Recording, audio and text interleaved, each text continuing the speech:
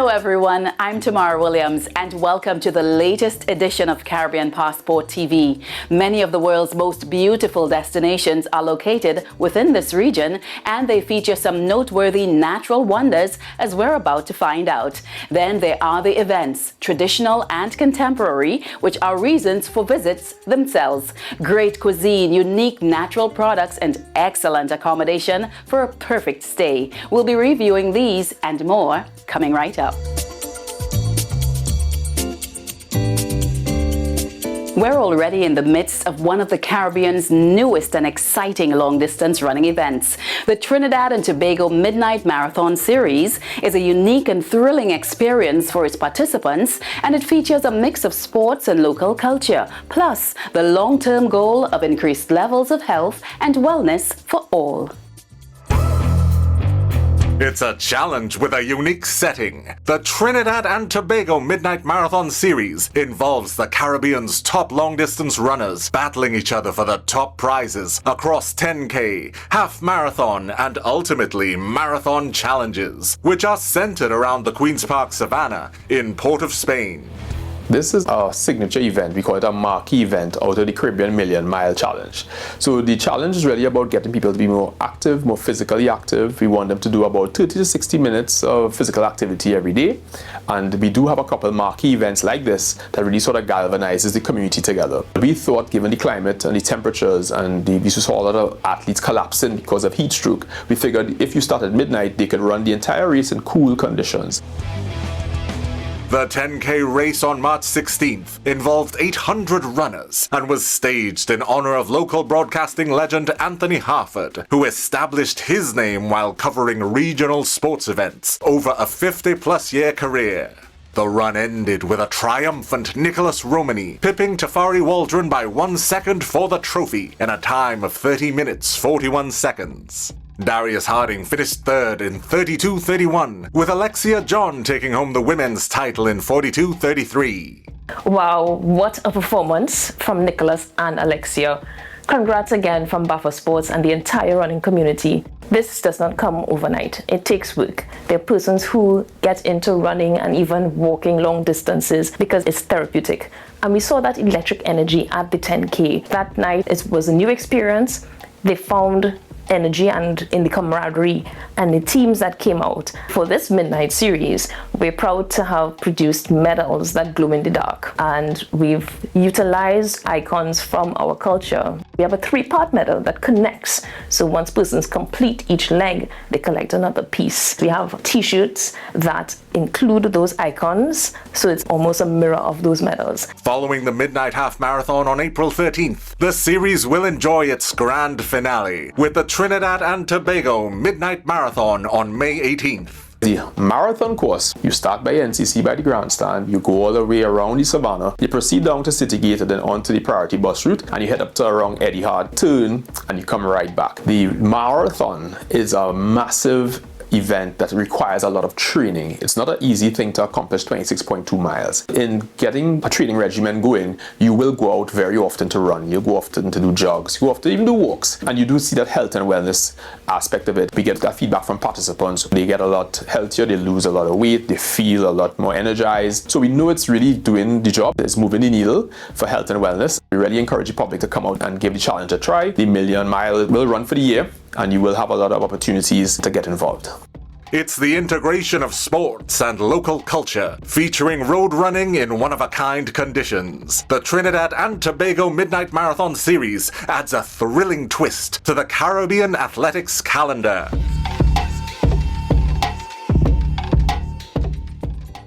The Trinidad and Tobago Midnight Marathon Series, reminding you that your health is your wealth. Loaded with famous natural attractions, breathtaking coastal scenery, and a full range of visitor activities, St. Lucia is a must for those who crave equal portions of marine thrills, eco-adventures, and a taste of the local scene. Let's hop on board the tour bus and take in all the sights firsthand.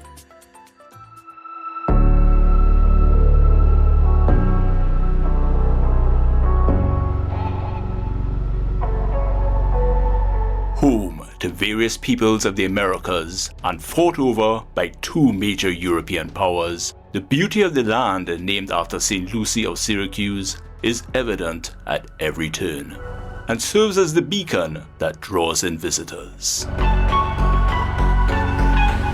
I'm David Davis. I'm here in the fishing village of Labowie, Castries, St. Lucia. You're watching Caribbean Passport TV. Hi, welcome to St. Lucia. This is a piece of my paradise on earth. I want to welcome you to my special homeland where we have a bit of everything for you. St. Lucia is one of the islands where you have friendly people, and if you want your spirituality, you come here because it's a very spiritual island. It's one of the islands of the Caribbean where we boast of having our connection with nature, and of course nature is the beginning of spirituality. Visiting St. Lucia, the capital city, is a must. In Castries, we have a very beautiful cathedral. All the murals inside was done by our local artist, Dan Santoma, one of the best artists we have on the island. Also in Castries, you got the Derek Walcott Square, one of our Nobel Prize winners on the island. He won his prize for literature in 1992. One of the things about St. Lucia are the twin peaks in Soufriere, the pitons. Back in the days, it used to be worshipped as gods by the first inhabitants. They used to call it Akaho. But today, each time I go to Soufriere, it brings back that memory of spirituality to me. When I see the piton, it strengthens me in a sense of connecting me with nature, you know. And St. Lucia, like Dominica, is a nature isle, you know. We have beautiful forests and waterfalls here as well. And I would encourage you to come share the beauty of this island, the spirituality, the good food, and most of all, the people of St. Lucia. Coming to Soufriere, we have beautiful quaint fishing villages like Ancillary and Canaries, where you could see how the people live on the island. You could come to Soufriere, do the waterfalls, you could climb the piton, or you could snorkel. It's a beautiful place to visit. St. Lucia. Compelling, inspiring, enduring.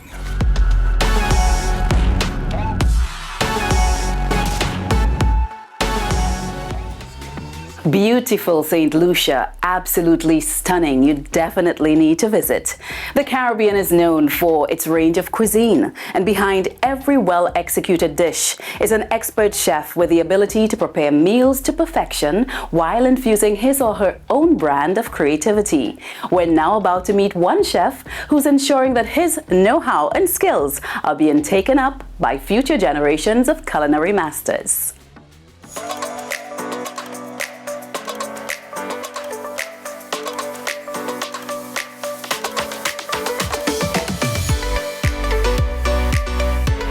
Caribbean cuisine is world famous not only for its flavors, but also its diversity of influences, which are rooted throughout the globe.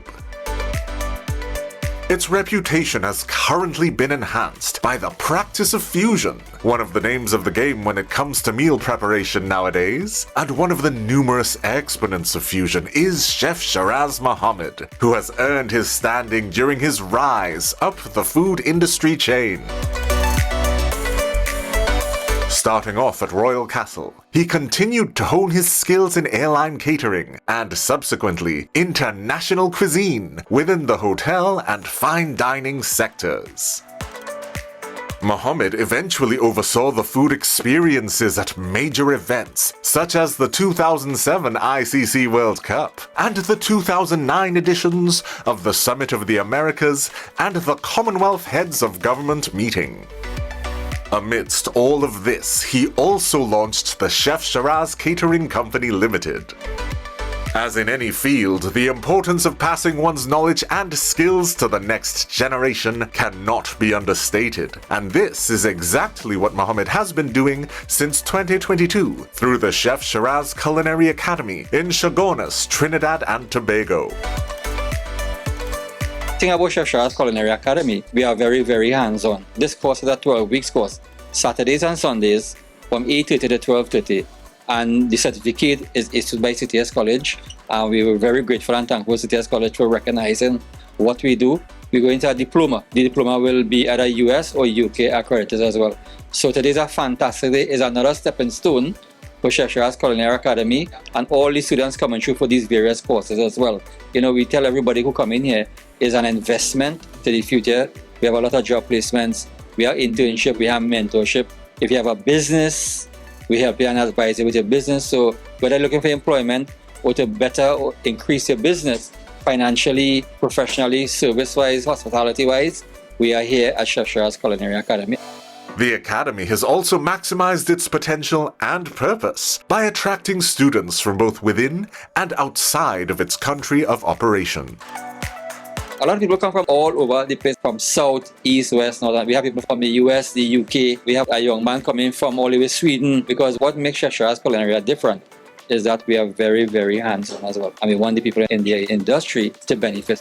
At the end of the course comes the fun part, when the students demonstrate their kitchen know-how for the benefit of a full dining room.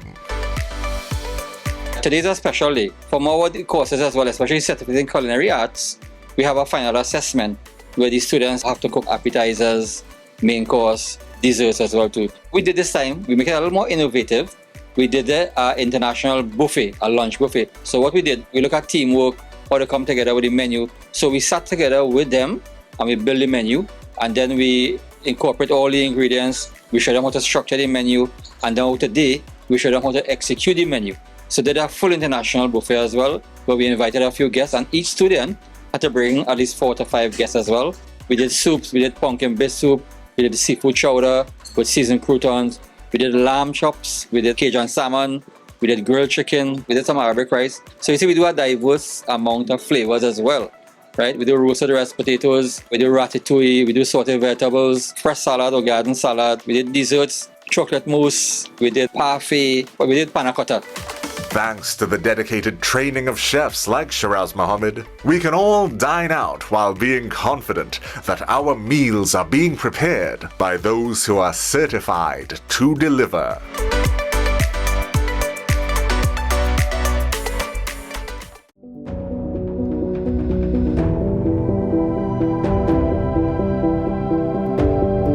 Where stunning vistas and the frenetic activity of nature cross paths.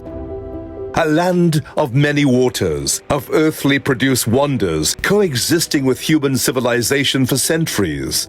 It is upon this particular section of the Guyana Shield that present-day Guyana has thrived as a society buoyed by impressive human industry. El Dorado rum, a globally renowned Guyanese product, is the legacy of over 300 years of rum production in Guyana, which yielded the institution known as Demerara Distillers Limited. Apart from its signature brand, El Dorado, DDL has also stood out for its expert leadership, with the late Yesu Prasad overseeing El Dorado's development into a world-class label. Dr. Prasad laid an excellent foundation to bring this company to the stage where it was when I took over.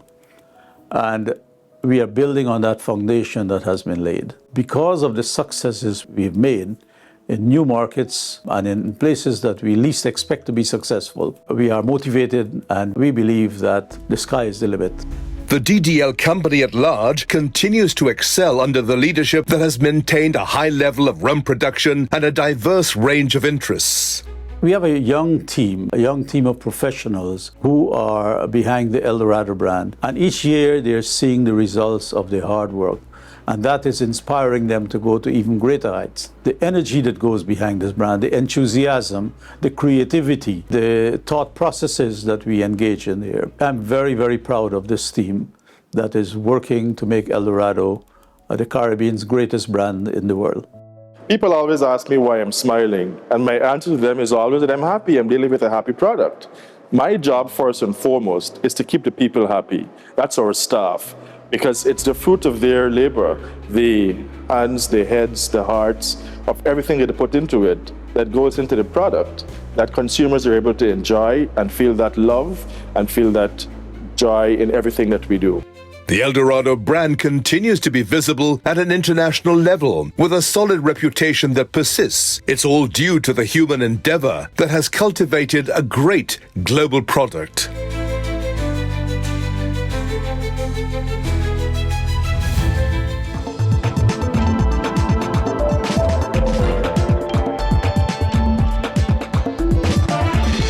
Antigua and Barbuda is very much the beacon for thrill-seeking visitors, and it offers a variety of accommodation for all comers.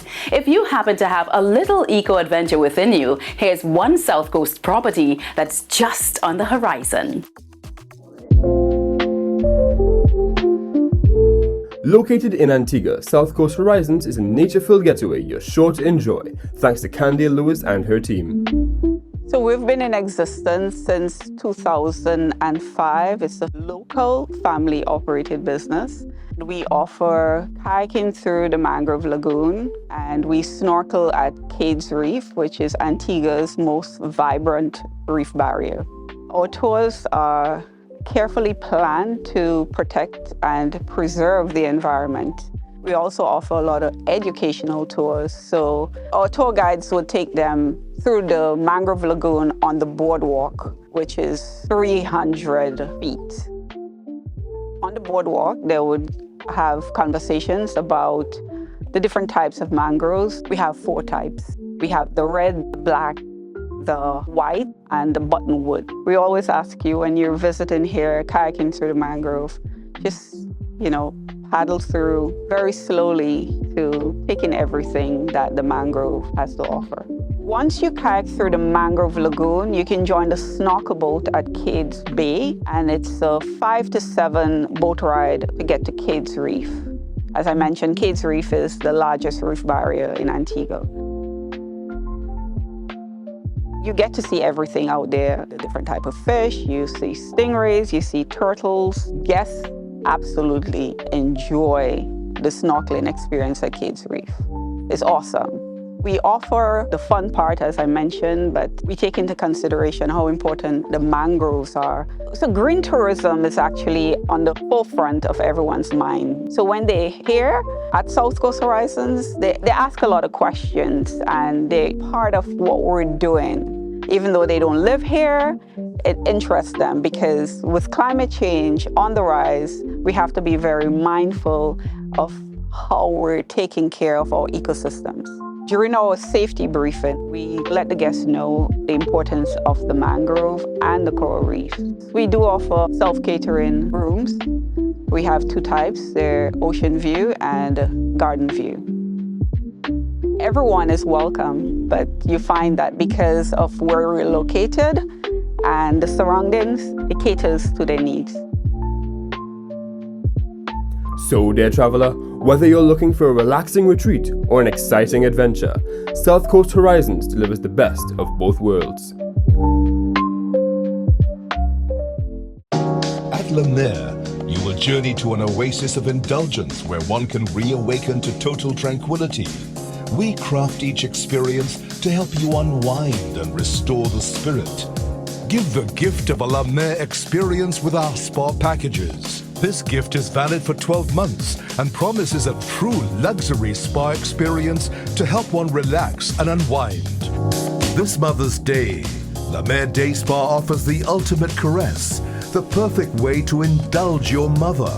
Our exclusive rejuvenation experience includes a biologique recharge facial with add-ons, an algae cold mask, LED light therapy, a scalp massage, and a hot stone foot massage. Purchase that gift card for a one-of-a-kind spa experience. We also offer a host of other options to say, Mom, I love you.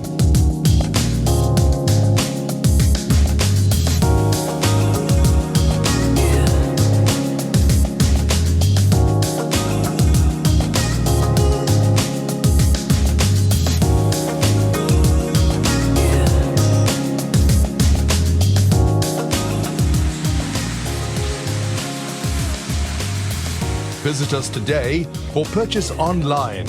We're open 7 days a week, including holidays. Visit our website at lamerdayspa.com for more information or call us at 627 3252, we'll find the perfect way to honor and take care of your mom. La Mer Day Spa, the sanctuary for vital luxury.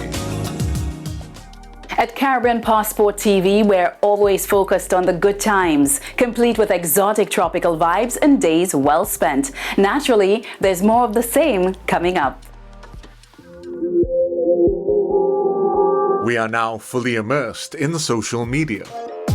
As has long been the case with different mediums of communication, the issue of defamation is ever present within the flow of social media streams, and the concerns have only increased as the popularity of the sites continues to explode. Defamation consists really of two separate forms, one being libel and one being slander.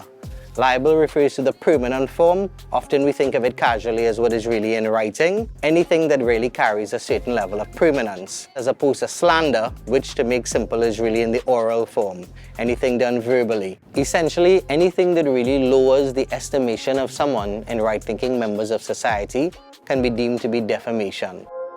Most of us operate comfortably amidst the notion of freedom of speech or freedom of expression, as defined in several Caribbean countries. However, it's important to recognize that because your words carry consequences under our laws, these rights are not absolute. An assessment must be carried out to determine whether or not the words used are in fact defamatory. This fact now leads to further concerns and questions about what one can post or share on social media, beginning with the actual possibility of being sued. Once it is that material is exposed to a third party outside of the person that is being spoken or written about, then you could potentially be sued for defamation. The law has evolved to suggest that there's serious accountability which attaches to every person who is in charge of an account, which means that the importance of the words that are utilized are prevalent. Laws also clarify exactly which entities can be sued for defamation. Internet service providers, social media platforms, and website hosts could be exempt. The person or entity that actually made the defamatory statement may not. Anything that is said, exposed to third parties, can be subject to a claim.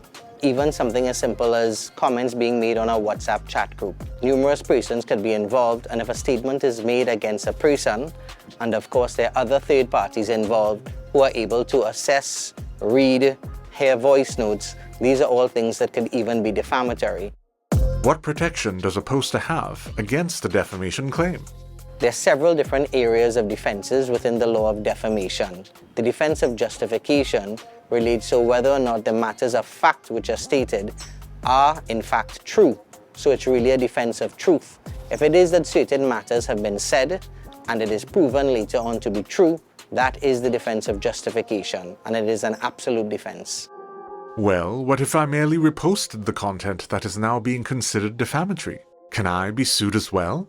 Once it is that material is published by you, it can still be a defamatory matter. This area of defamation law is called republication, and every new republication can potentially be a new cause of action in defamation. So it's also important to be cautious as to what precisely you are reposting.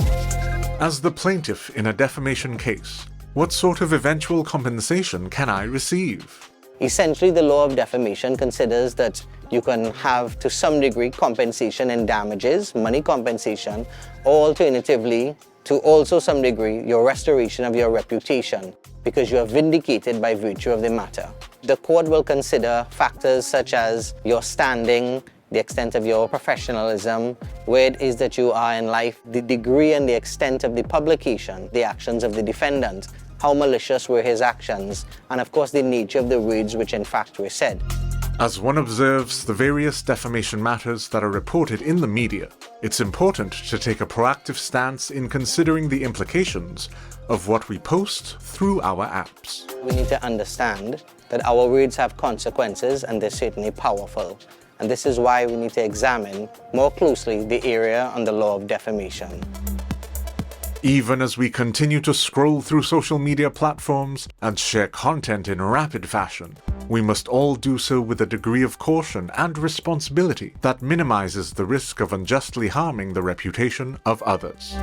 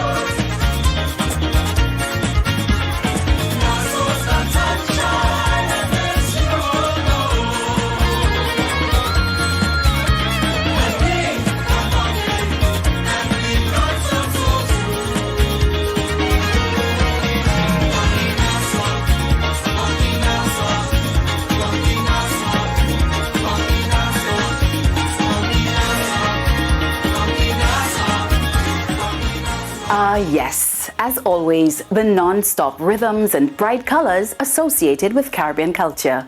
Once again, I'm Tamara Williams, and it has been a pleasure being your host on today's show. As always, there's lots of excitement in store on future episodes of Caribbean Passport. Until next time, we wish you all the best. Bye-bye.